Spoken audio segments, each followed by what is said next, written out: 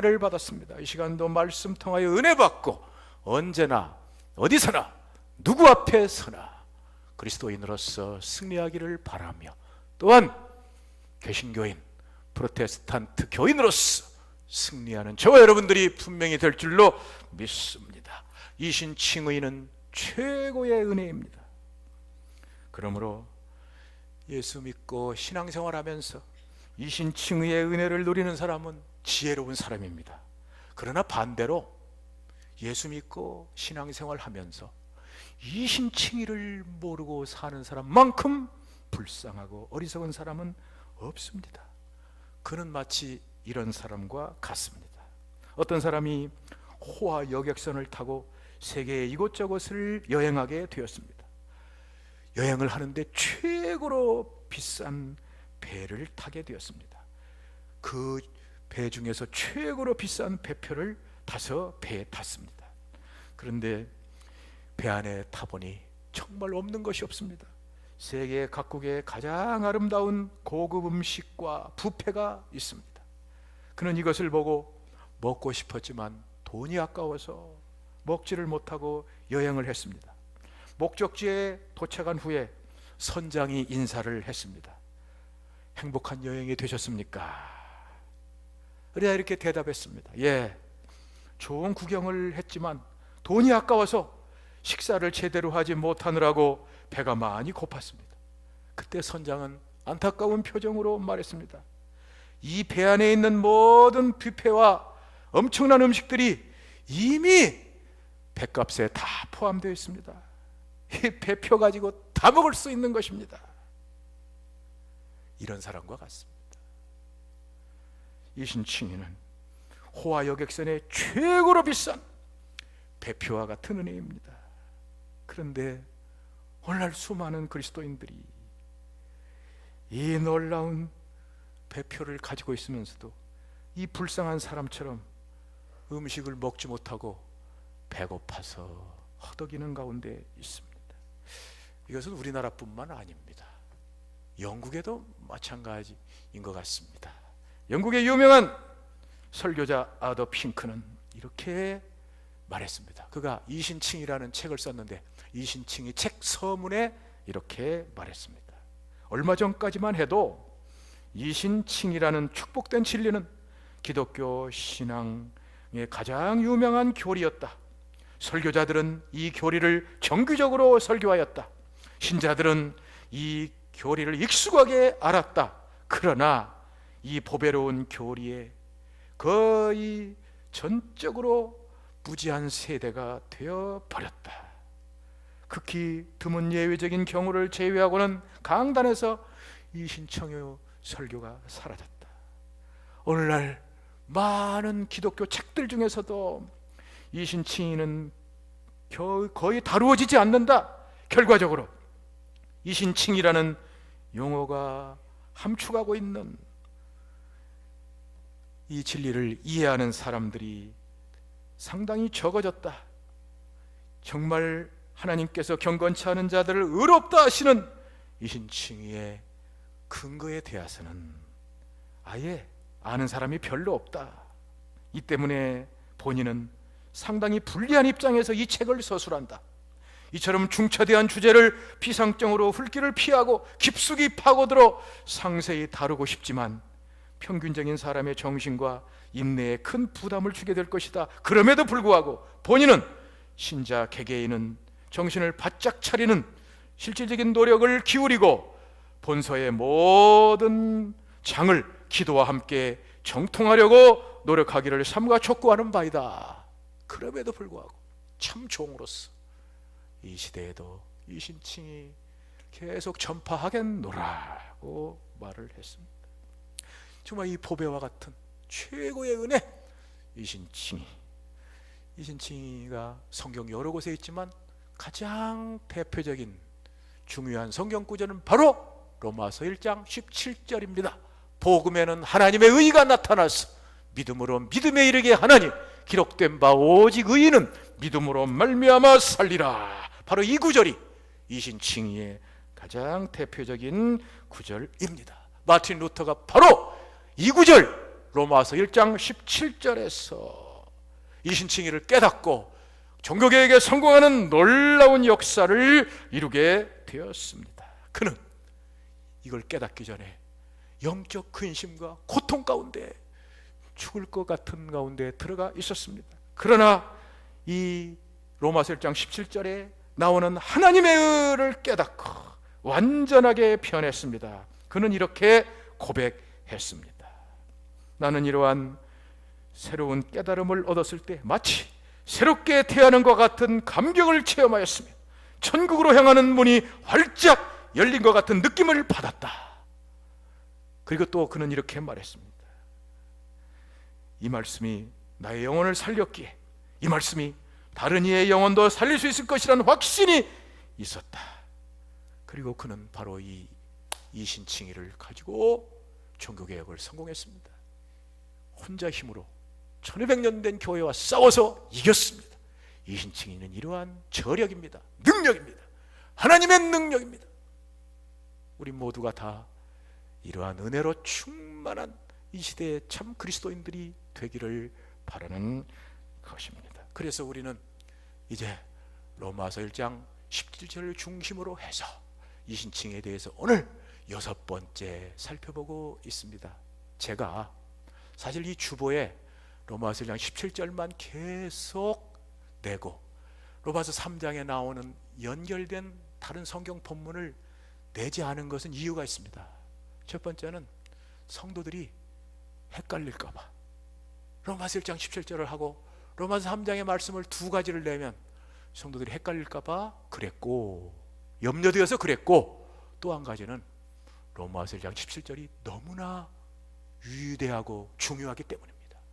이 구절의 말씀, 하나님의 의, 복음에는 하나님의 의가 나타나서 이 하나님의 의, 이것을 붙잡으면 우리 모두가 루터처럼 위대한 승리를 할 수 있기 때문에 그렇게 했습니다. 오늘도 역시 로마서 17절의 본문만 내면서 설교를 시작해 보려고 하는 것입니다. 오늘은 이신칭의는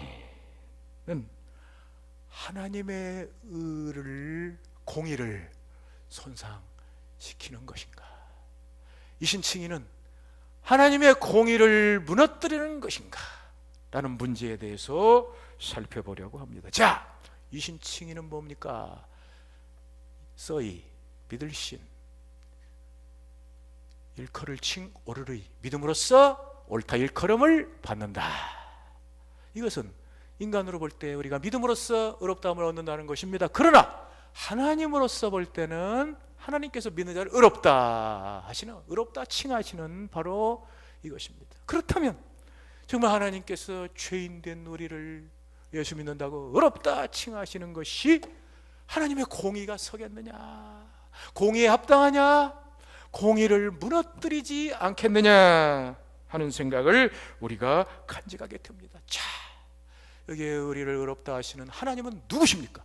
그분은 무엇보다도 공의의 하나님이십니다. 하나님은 공의로우신 분이십니다. 하나님 공의로우신 분으로서 우리 인간이 공의롭지 못한 것과 구별이 됩니다. 저를 포함해서 우리 모든 인간들은 참 가정에서도 공의롭지 못합니다. 우리는 자녀들에게 약속을 합니다. 야, 너 학교에 지각하면은 한 달에 5만 원씩 주는 용돈을 안 줄 거야 라고 말합니다. 그런 다음에 아이가 지각을 하고 나서도 아유 됐어 좋아 하면서 또 5만 원을 그냥 줍니다. 우리는 이렇게 아이들의 잘못에 대해서 그냥 넘어갑니다. 우리는 공의롭지 못합니다. 우리는 이렇게 자기 모순에 빠집니다. 그러나 하나님은 이렇게 행동하지 않습니다. 하나님은 자기 모순이 없습니다. 하나님의 공의로운 성품은 반드시 잘못을 그냥 넘어가지 않습니다. 야고보서에 나온 대로 그분은 빛들의 아버지시요 그에게는 회전하는 그림자도 없고 변함도 없으십니다. 하나님은 공의로우셔서 언제나 모든 일을 공의롭게 행하십니다. 자, 공의가 뭐냐? 간단합니다.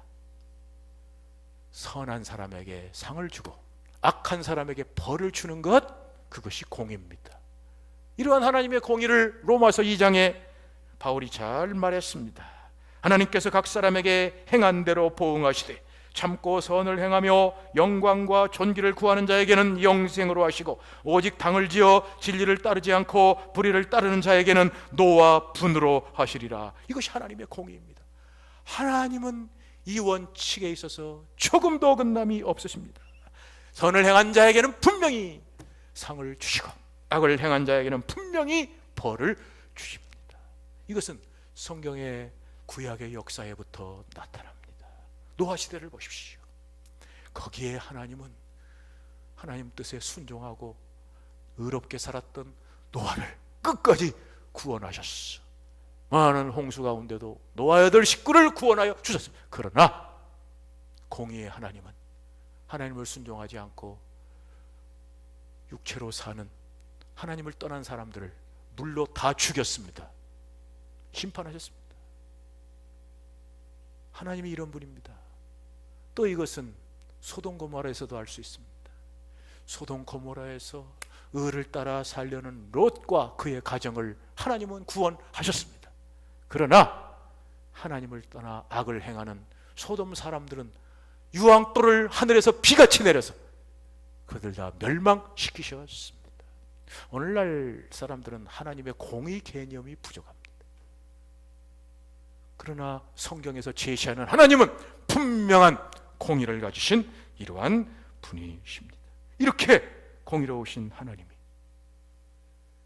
예수 믿는다고 해서 이 죄인에게 의롭다, 하나님의 의를 주신다는 것이, 이신 칭의가 하나님의 공의를 손상하지 않겠느냐, 하나님의 공의를 무너뜨리지 않겠느냐 하는 생각을 가지게 됩니다. 정말로 죄 있는 불경건한 사람들에게 의롭다고 하는 하나님의 의를 주시는 것이 하나님의 공의를 무너뜨리는 것이 아니라는 것입니다. 그러나 바울은 로마서의 1장 17절부터 하나님의 칭의는 하나님의 의를, 공의를 무너뜨리지 않는다고 하고 있습니다. 특별히 바울사 로마서 1장 17절에 하나님의 의가 그를 말하면서 이 하나님의 의가 복음에 나타났다고 하는 말씀이 그렇습니다. 그러면 하나님의 의가 복음에 나타났는데 이 복음은 무엇입니까? 이 복음은 하나님의 복음입니다. 자, 로마서 1장 1절을 보십시다. 예수 그리스도의 종 바울은 사도로 부르심을 받아 하나님의 복음을 위하여 택정함을 입었으니, 하나님의 복음, 복음이 하나님의 복음인데 하나님이 친히 그 아들에 대해서 약속하시고 아들을 사람으로 나게 하시고 죽으시고 부활하셔서 성취하신 하나님의 복음인데, 이 복음에 공의가 없겠습니까? 공의를 손상하겠습니까? 아닙니다. 바로 공의가 하나님의 복음에 나타났기 때문에 이 하나님의 의는 하나님의 공의를 무너뜨리지 않고 하나님의 의를 손상하지 않고 이루어진다는 것을 로마서 1장 17절에 말하고 있는 것입니다. 그러나 하나님의 의를, 공의를 손상하지 않고 훼손하지 않고 하나님의 우리를 의롭다 하시는 것은 로마서 3장 26절에 확실하게 나타납니다. 로마서 3장 26절 하반절에 보면은 자기도 의로우시며 예수 믿는 자를 의롭다 하려 하심이니라. 자, 여기 자기도 의로우신 무슨 말입니까? 하나님 의로우시다는 것입니다. 하나님 자신이 의로우시다는 것입니다. 그러면 예수 믿는 자를 의롭다 하신다는 것이 무엇입니까? 하나님께서 예수 믿는 자를 의롭다 하시고 하나님의 애를 주시고 칭의를 하신다는 것입니다. 그러므로 자기도 의롭다 하시며 예수 믿는 자를 의롭다 하려 하심이니라는 이 말씀은 하나님께서 하나님의 공의를 손상하지 않고 하나님의 공의를 훼손하지 않고 하나님의 공의를 무너뜨리지 않고 예수 믿는 사람들을 의롭다 하신다는 것입니다. 하나님께서는 우리를 의롭다 하시되 하나님의 공의를 세우시면서 하나님의 공의를 나타내시면서 우리를 의롭다 하신다는 바로 그 말씀. 그렇습니다. 하나님께서는 우리를 의롭다 하시고 우리에게 하나님의 의를 주셔도 절대로 하나님의 공의를 훼손하거나 무너뜨리는 것이, 손상하는 것이 없습니다. 그러면 하나님께서는 어떻게 해서 자기의 공의를 손상함이 없이 우리를 의롭다 하십니까? 하나님은 죄에 대한 대가를 분명히 치르심으로써, 죄에 대한 값을 분명히 치르심으로써, 죄에 대한 형벌을 반드시 갚으심으로써 하나님의 공의를 손상하지 않고 우리를 의롭다 하시는 것입니다. 자, 이것이 우리 인간과 다른 것입니다. 아까 이 예를 다시 한번 들어봅시다. 우리 인간은 아들이 학교에 지각하면 안 돼. 너 지각하는 날에는 5만 원씩 용돈을 주던 걸 안 줄 거야. 그런 다음에 아이가 지각을 합니다. 근데 우리는 아이들이 지각한 잘못에 대해서 그 잘못의 값을 지불하지 않습니다. 그 잘못에 대한 벌을 정확하게 주지 않습니다. 그냥 됐어, 좋아 하고 그냥 5만 원을 또 주고 맙니다. 우리는 이렇게 아들의 잘못에 대해 그냥 넘어갑니다. 우리는 이렇게 공의롭지 못합니다. 우리는 이렇게 잘못하게 나갑니다. 그러나 하나님께서는 분명하게 우리가 지은 죄에 대해서 그냥 넘어가지 않습니다. 우리가 지은 죄에 대해서 분명히 죄값을 지불하십니다. 우리가 지은 죄에 대한 형벌을 반드시 갚으십니다. 우리가 지은 죄에 대한 대가를 반드시 치르십니다. 하나님께서 이렇게 우리의 죄에 대한 대가를 다 치르시고 우리가 의롭다 하신 말씀이 로마서 3장 25절부터 26절의 말씀입니다. 이 예수를 하나님이 그의 피로써 믿음으로 말미암는 화목제물로 세우셨으니 이는 전에 지은 죄를 간구하심으로 자기의 의로우심을 나타내려 하심이니 곧 이때 자기의 의로우심을 나타내서 자기도 의로우시며 예수 믿는 자를 의롭다 하려 하심이니라. 자, 하나님이 자기도 의로우시며 예수 믿는 자를 의롭다 하시는 것이 무엇입니까? 어떻게 하십니까? 하나님이 예수를 피로써 믿음으로 말하면 화목제물로 세우셨다. 자, 여기 세우셨다는 이 말씀은 바로 갈보리산 십자가에 세우셨다는 말씀입니다. 셋업, 위로 세웠다는 것입니다. 세워서 바로 하나님께서는 예수님을 저 갈보리산의 십자가에 세우심으로써 그 세웠다. 그럼 어떻게 뭘로 세웠느냐? 화목제물로 세웠다. 이 화목제물은 원래 헬라어로 힐라스테리온, 영어로 프로피티에이션, 이 조금 옛날 어려운 말입니다. 이거 정확하게 말하면 뭐냐? 진노를 달래는 것, 진노를 달래는 것을 말씀을 합니다. 하나님은 진노를 달래기 위하여 그 아들을 갈보리 십자가에 세워서 값을 지불했다는 말입니다. 자, 하나님의 이 진노, 이것이 또 오늘날 교인들에게 생소합니다. 많이 들어보지 못한 것입니다. 그러나 성경은 하나님의 진노를 중요하게 여깁니다. 하나님의 진노가 복음의 시작에 하나님의 진노가 나옵니다. 자, 로마서 1장 17절 복음에는 하나님에게 나타나서 그 다음에 18절에 하나님의 진노를 말하고 있습니다. 하나님의 진노가 불의로 진리를 막는 자들의 경건치 않음과 불의에 대하여 하늘로부터 조차 나타나나니 하나님의 진노로 복음을 시작하고 있습니다. 하나님의 진노는 중요한 것입니다. 하나님이 왜 이렇게 진노하십니까? 그것은 하나님의 거룩한 성품 때문입니다. 하나님은 거룩하신 분으로 죄를 보시고 그냥 넘어가지 않습니다. 죄에 대해서 진노하시고 분노하시는 것입니다. 그것이 하박국에 나오는 말씀입니다. 하박국에 말씀하시기를 하나님은 거룩하셔서 차마 죄를 보지 못하시며 또 차마 불법을 보지 못하시. 사람은 온전히 거룩하고 의롭지 못하기 때문에 그냥 죄를 봐도 넘어갑니다. 죄를 봐도 마음에 느끼지도 못하고 그냥 넘어갑니다. 하나님은 죄를 그냥 넘어가는 것이 없습니다. 차마 보지 못함, 분명하게 죄에 대해서 처리하고 나가신다는 것입니다. 그런 하나님께서 자기의 진노를 달래는 것이 급선무입니다. 자, 이것은 교통사고의 예를 들어 설명할 수 있습니다. 교통사고의 제일 중요한 것이 뭡니까? 진노를 달래야 됩니다. 차를 몰고 가다가 탁 앞사람 차를 박아서 그냥 차가 부서지고 안에 있는 사람이 다쳤습니다. 피를 흘리고 있습니다. 그러면 그 사람은 화가 나고 성질이 나가지고 그냥 달려듭니다.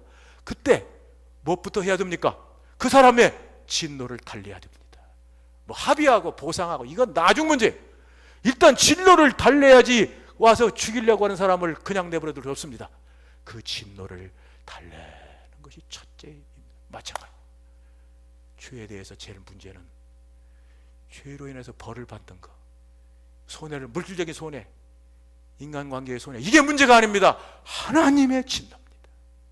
죄에 대해서 하나님이 진노하시는 그것부터 달래야 됩니다.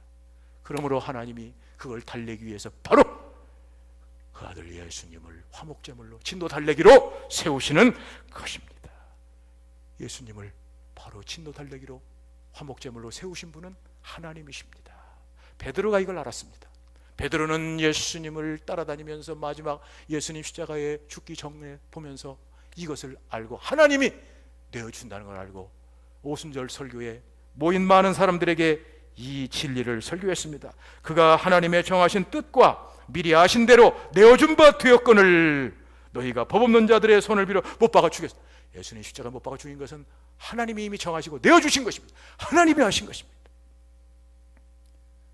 하나님께서는 아니 예수님 이 땅에 보내서 나게 한 것도 하나님입니다. 갈라디아 4장 4절 때가 참에 하나님이 그 아들을 보내사 여자에게 나게 하시고 율법 안에 나게 하신 것은 하나님이 보내셨습니다. 나게 하셨습니다. 나의 여자에게 나게 하신 하나님이 하신 것. 34년 동안 예수님의 생애 하나님이 인도하셨습니다. 그리고 이제 드디어 겟세마네 동산에 그 기도하실 때 하나님께서 인도하십니다. 주여 아버지여 이 잔을 내게서 옮기시옵소서. 그러나 내 뜻대로 마옵시고 아버지의 원대로 하시옵소서. 이 기도를 하나님이 그대로 들으시고 하나님 아버지의 원하는 대로 하셨습니다. 하나님 아버지는 겟세마네에 기도하다가 오시는 예수님을 군병들에게 체포되게 하셨습니다. 그리고 산헤드린 공회에서 참남죄, 신성모독죄로 사형 판결을 받게 했습니다. 그리고 빌라도에게 보내서 빌라도가 십자가형을 선언하게 했습니다. 그리고 저 갈보리 언덕까지 가셔서 십자가의 못을 받고 거기에 아침 9시부터 저녁 3시까지 6시간 십자가에 달리게 하셨습니다. 3시간이 지난 12시 하나님께서는 온 세상을 깜깜하게 하셨습니다.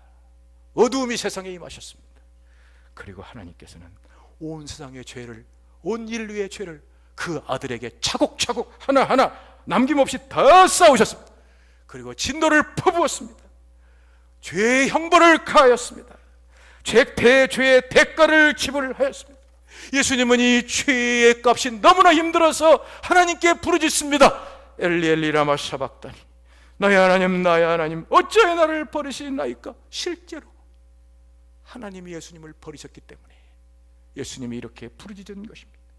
지금까지 한 번도 예수님은 하나님과 분리된 적이 없었습니다. 그러나 이 순간 죄의 진노를 퍼부으시는 순간에는 예수님은 하나님과 외면해 분리되었습니다. 하나님께서는 우리의 죄로 인한 자신의 진노를 달래기 위하여 사정을 보지 않고 예수님에게 진노를 퍼부으신 것입니다. 바로 이것이 하나님이 예수님을 피로써 화목제물로 세운 것입니다. 바울이 이렇게 말하는 거예요. 그런데 이것은 알고 보면 이미 구약에서도 예언된 것이었습니다.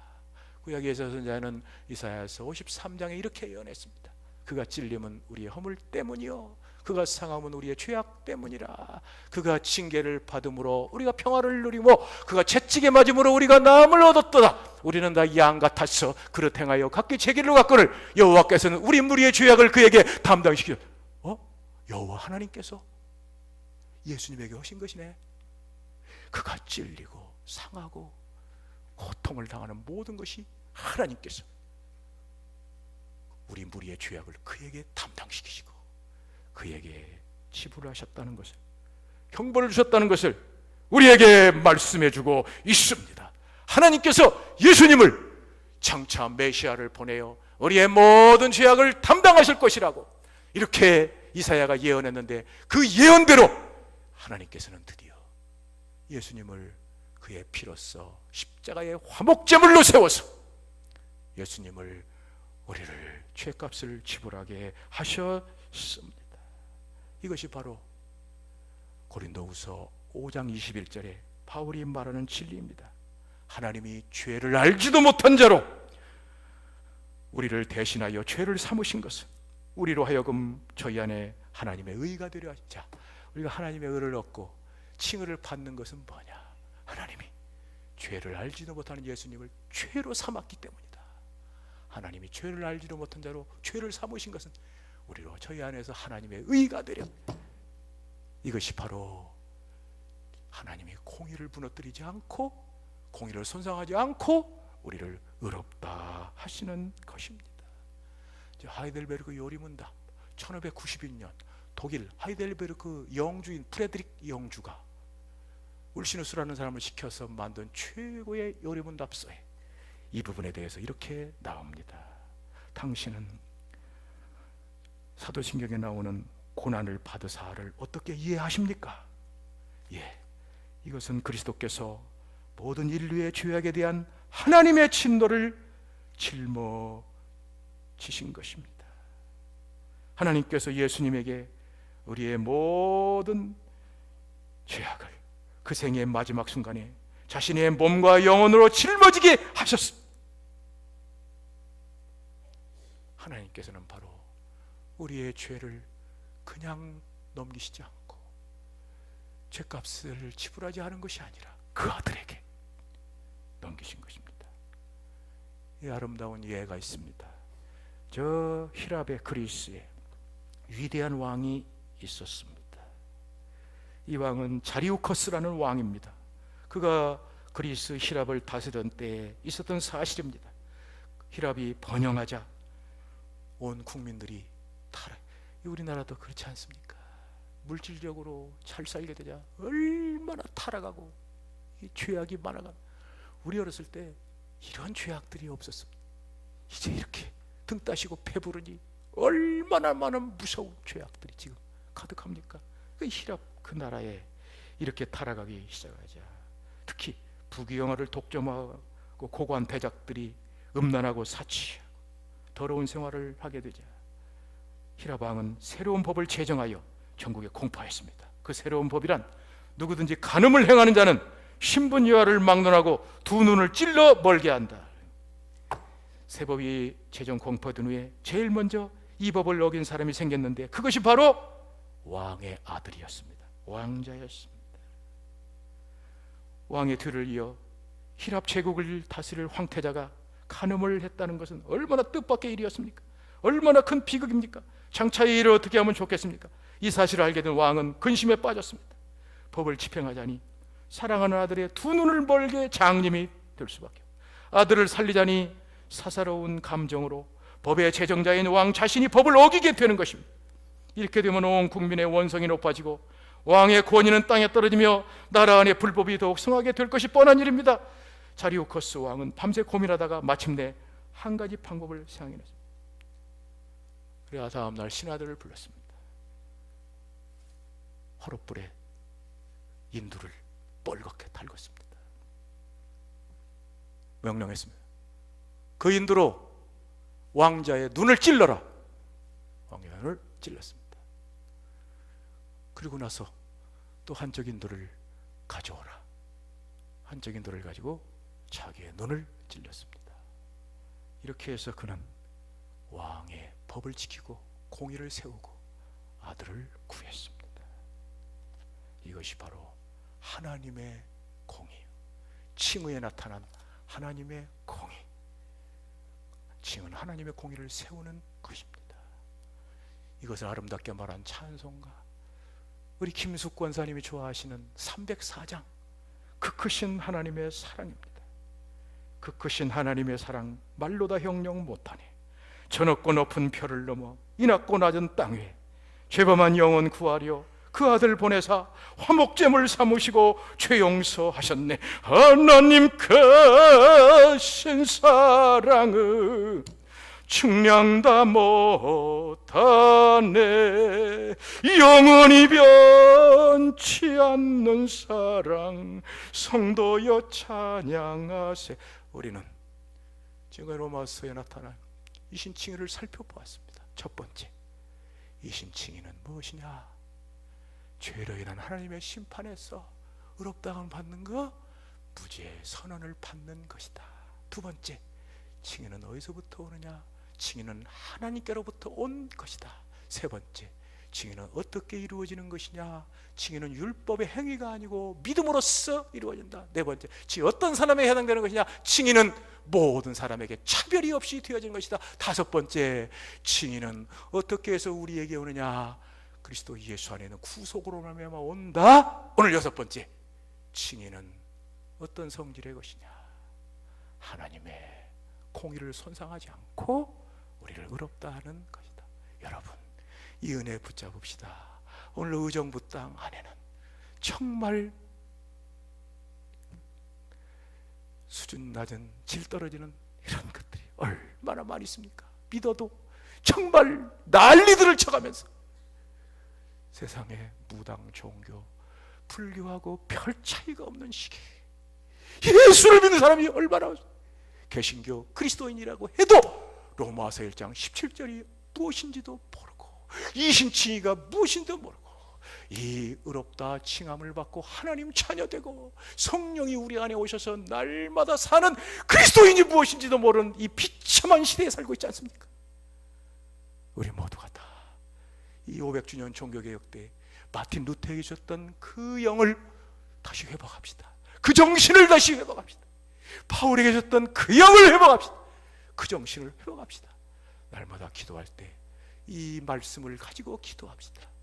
복음에는 하나님의 의가 나타나서 믿음으로 믿음에 이르게 하나니 기록된 너희는 믿음을 말미암아 살리라 함과 같으니라. 이 예수를 하나님이 그의 피로써 믿음을 말미암아 화목제물로 세우셨으니 이는 전에 지은 죄를 간구하심으로 자기의 의로우심을 나타내려 하심이니 그때 자기의 의로우심을 나타내사 자기도 의로우시며 예수 믿는 자를 의롭다 하려 하심이라. 이 은혜에 충만한 여러분들, 최고의 은혜, 최고의 뱃삭, 최고의 배표를 가지고 마음껏 산의 진미와 음식들을 다 먹으면서 부패를. 이 루터는 진짜 종교개혁을 해도 이신칭의를 했기 때문에 힘이 안 들이고 있습니다. 늘 기쁘고 즐겁게 음식을 먹으면서 잔치하면서 종교개혁을 승리로 이끌 수가 있었습니다. 이 믿음 충만하여 가는 곳마다 하나님 영광 나타내고 하나님 나라 세우고 마귀 나라 물치고 할렐루야 영광 돌리는 여러분 되시기를 예수님의 이름으로 축원합니다. 감사합니다. 하나님 함께 하셨어. 오늘도 변함없이 우리 삼성교회 안에 로마서의 이신칭의의 말씀을 설교하고 들을 수 있는 축복 주신 것 감사합니다. 주여 이 은혜 더 충만하게 하여 주시옵소서. 이제 날마다 새로워지고 매주일마다 새로워지고 놀라운 은혜로 무장하되 마틴 루터와 같이 놀라운 능력이 있게 하시고 바울 사도와 같이 놀라운 능력 있게 하시옵소서.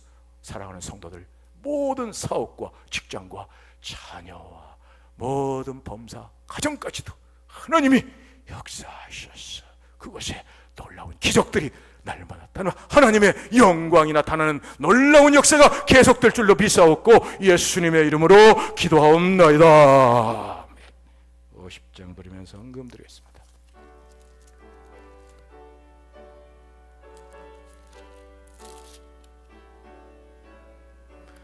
내게 모든 것 아낌없이 사랑하고 의지하 저만 따라 살리라. 주께 드리네 주께 드리네 사랑하는 주 모두 드리네.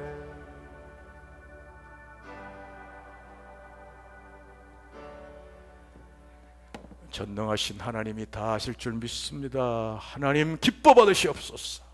이렇게 성도들이 믿음으로 하나님 사랑하는 마음으로 드리는 이 마음 받으시고 이 물질을 기뻐 받으시옵소서. 비없는 것은 크신 은혜 내려 주셨어. 바울이 확신한 이신칭의 복음에는 하나님의 의가 나타나 믿음으로 믿음에 이르게 하는 의인은 믿음을 위해 살리라. 이 은혜 충만하게 하여 주옵소서.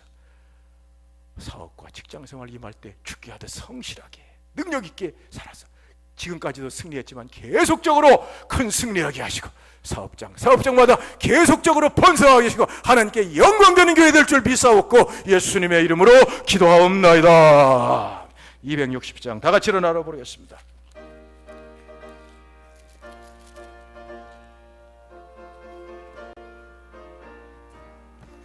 오래 죄하신 저 예수 자가 지셨으니 기쁨 기쁘게 부르세 할렐루야. 나그 네 찬송하세 찬송하세 주님 나를 거하셨네. 찬송하세 찬송하세 주가 구원하셨네. 우리를 주께서 했으리 예전에 떠나간 주하고 더러운 모든 죄를 온전히 파네. 찬송하세 찬송하세 주님 나를 구하셨네. 찬송하세 찬송하세 주가 구원하셨네. 나 지금 죄에서 사함받아 거룩한 백성이 돼 이 육신장막을 겁낼 것 없겠네. 겁낼 겠네. 찬송하세 찬송하세 주님 나를 구하셨네. 찬송하세 찬송하세 주가 구원하셨네. 우리가 이 세상 떠날 때에 예수의 손목을 어깨 잡아 영원히 즐거운 천국에서 함께 살네. 찬송하세 찬송하세 주님 나를 구하셨네. 찬송하세 찬송하세 주가 구원하셨네. 지금은 우리 주님 예수 그리스도의 은혜와 하나님 우리 아버지의 사랑과 성령님의 교통하심이 하나님이 우리를 하나님의 공의를 손상하지 않고 의롭다 하시게 하여 우리의 죄를 그 아들 예수님께 형벌 주신 은혜 영원히 잊지 않고 하늘나라까지 승리하기 원하는 성도들 머리 위에 영원토록 함께 있을지어다.